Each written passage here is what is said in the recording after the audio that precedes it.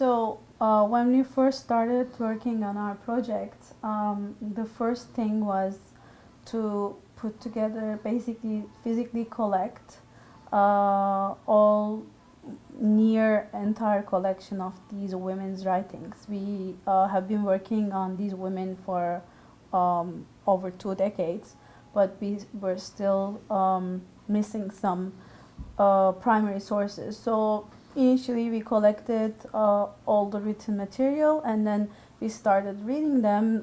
Last year we devoted our times to read and make selections from the writings of these women.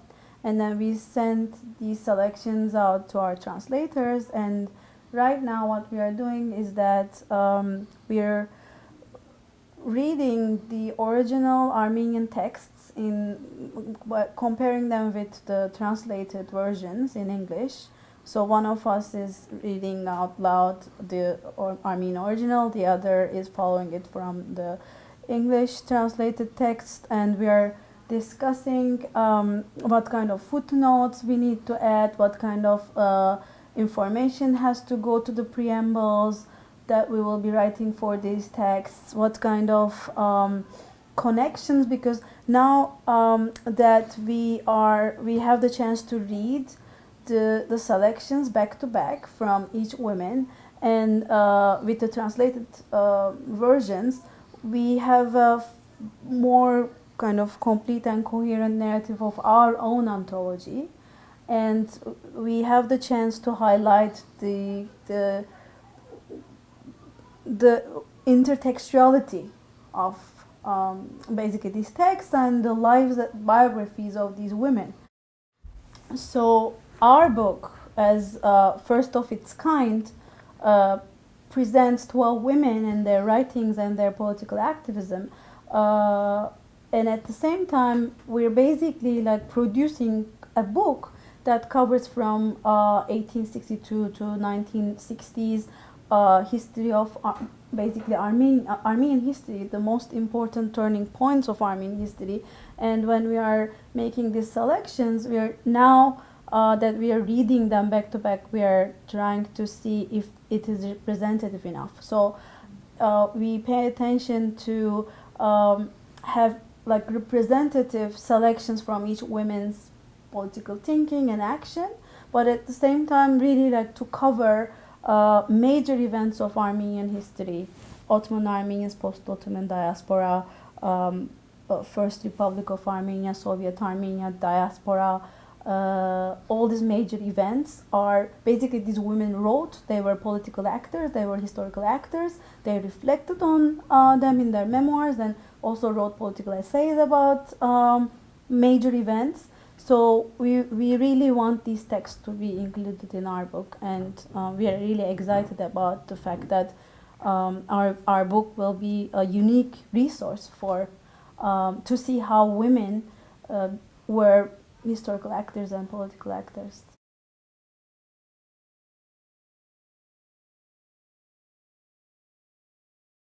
So we have 12 women covered in the book.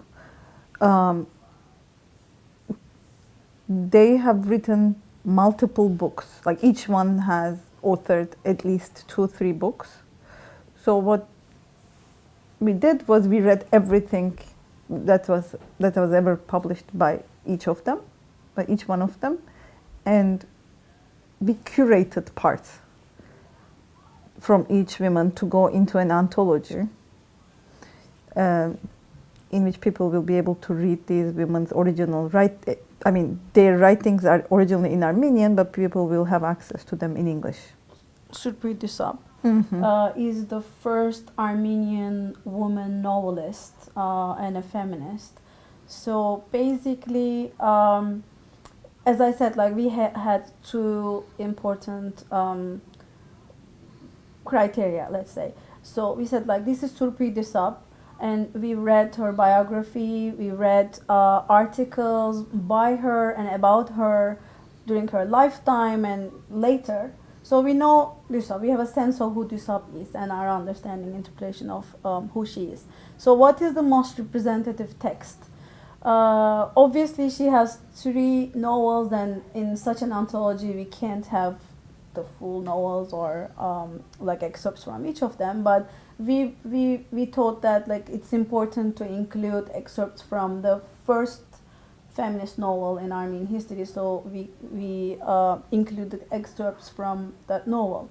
I think this is a special case because she wrote 5 articles, and we included all of them because we thought that will actually provide a full kind of collection of Dusab's writings, the 5 articles. Because she's also very early. She's right? very early. We are talking about early 1880s. Yes. And she's a bit ahead of time already. And Yes. these articles, except for 1 or 2, they have never been translated to English. So in that case, we wanted to be more comprehensive. Comprehensive because like she writes about education, she writes women's education, she writes about women's employment. She also like she is this public intellectual who was invited to give a talk about Armenian intellectual awakening at a Greek cultural association in Istanbul, where she delivered the talk in French. But it was translated into Armenian and was published in this mainstream newspaper. So it gives us a sense that she was actually respected as a woman, as an Armenian intellectual. She was respected, and she was considered to be a representative, so that she of the Armenian intellectual community, and she was invited by the Greeks to deliver the speech about Armenian intellectual life and national awakening. Specifically about feminism, I think we also had this as a criterion about what they think, about how each author thinks about or writes about the ideology and the movement called feminism. Mm-hmm. That's another criteria, yes, very right. So like, for example, Zabela Sadur is actually, it's a good example because she is a poet, but we only have like 1 poem from her. She's known. I mean, in the book we have one. And she wrote a novel, she wrote short stories, she's an important literary figure, and we actually emphasize that. But in our book, we have her articles that emphasize her feminist activism. The speech that she delivered for the organization that she founded, some articles where she talks about feminism, European feminism, and her own kind of like articles that prove us that these women in Istanbul were in touch, were informed by European feminist movements. In general, we wanted to understand and be able to communicate to the reader how these women thought about gender relations in general, and how they thought about gender relations in relation to the broader national agenda of the Armenians, which keeps shifting, of course. From the 1860s to the genocide, it's one, post-genocide diasporization, it's another, and in the Soviet Armenia. Yeah, and also like one very important criteria was really like because this book the title is Feminism in Armenian, we included these texts where Armenian women discuss, what feminism is and like how their approach to feminism.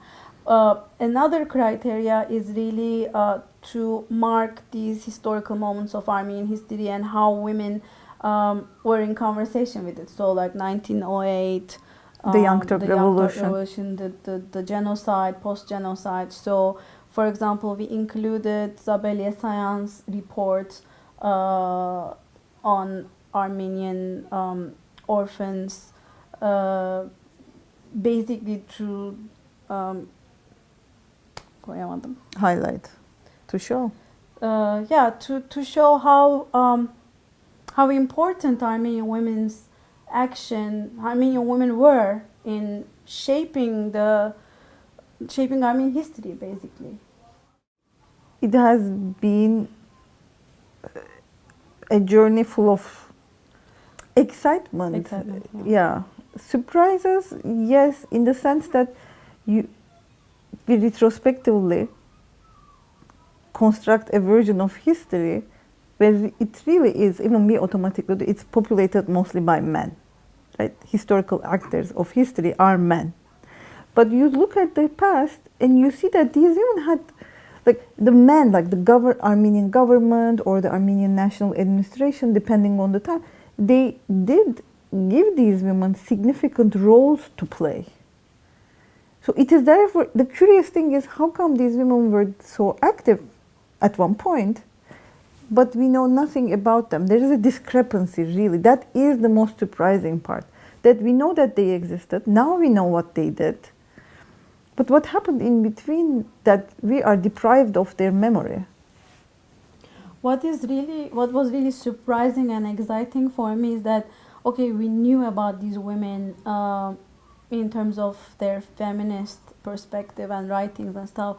But now I think, personally, I know more about, as Lerna said, how integral they were in national politics and how smart, how strong and bold they were. Because everything that we've read and we know about Armenian politics, they had a say. Not only they had a say, they wrote about it. Like, for example, Mari Beyleryan, I have a crush on Mari Beyleryan. She has this wonderful article on Armenian Revolution.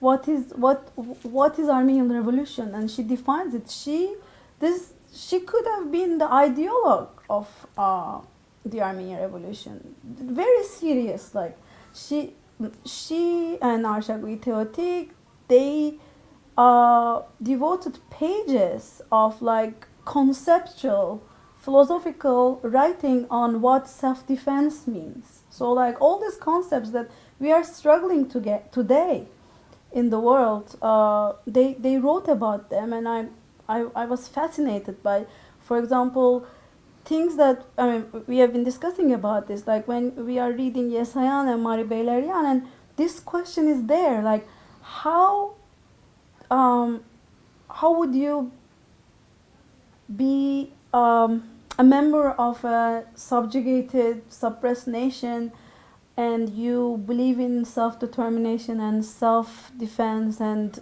your people's rights, at the same time be a socialist, be an internationalist, be a peace activist, be a feminist? Like they are struggling, not in a shallow way at all. They're really struggling on the ground with these questions. They all wrote about war and peace. They all wrote about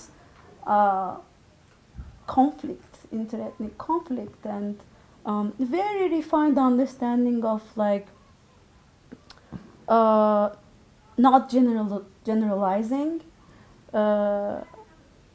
not reducing any conflict into like any ethnic or religious terms, but at the same time being very realistic and brave about this being suppressed, being oppressed, being subjugated.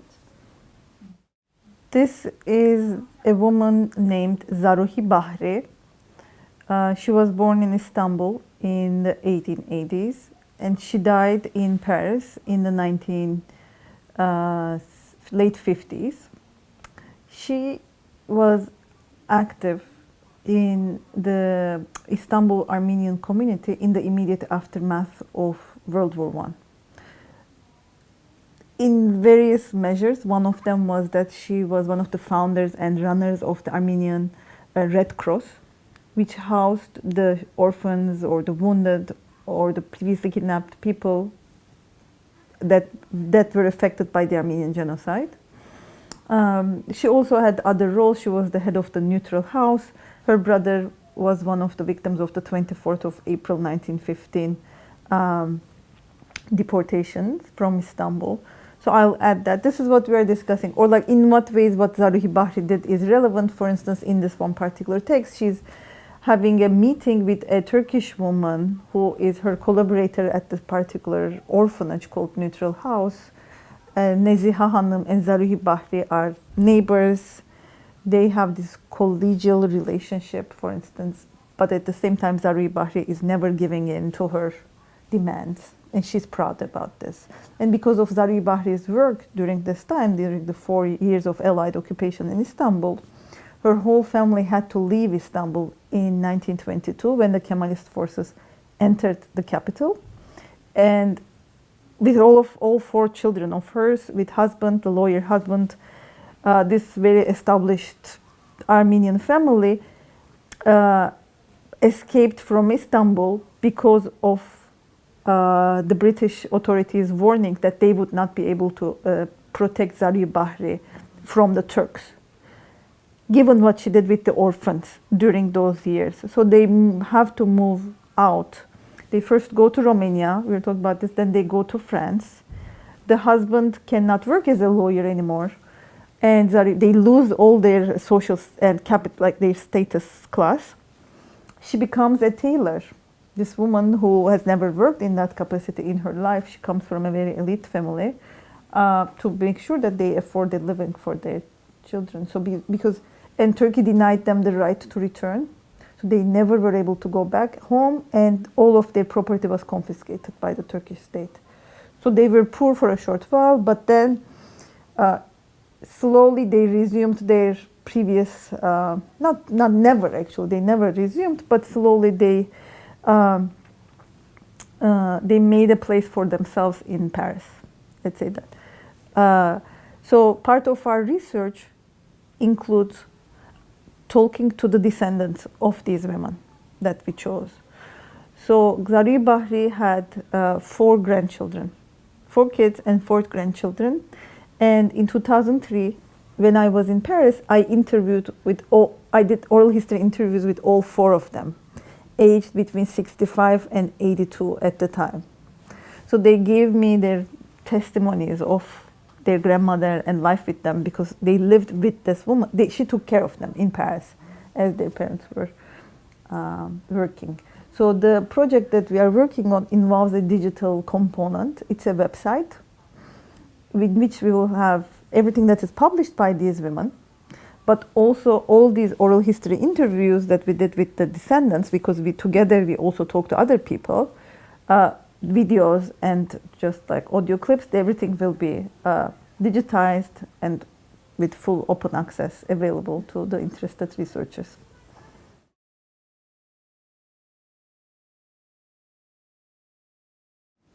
First of all, we want the book to be read by anybody, academics or people outside academia, or interested in the global history of feminism. Like whoever is interested in understanding more about feminism should read this book. Then basically like Middle Eastern studies, gender and sexuality studies, of course Ottoman studies, Armenian studies, but beyond that, Russian studies, Slavic studies, or American studies, because we have these texts, these women's texts are they're intertextual. They're like, we have, for example, articles that talk about Uncle Tom's Cabin. We have texts, we have women who have been to Paris, spent their lives in Paris, they read French, so like I think French studies would be interested in reading our book. Also, we have more of these like scholarly or public goals, but we also have more of an Armenian specific goal, in the sense that by highlighting, by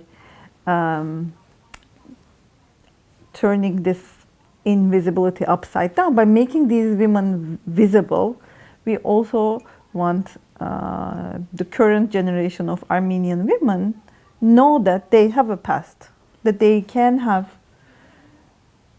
a voice in their community, and that voice should not be, that voice can be, we think that we can support that voice if we can show them that, but this is what Armenian women have been doing in the past. The fact that we don't know about them does not mean that they did not exist or because their voices were weak. You know, we call this unblocking of memory for the goal of really presenting role models to this young generation of Armenian women and the future ones especially.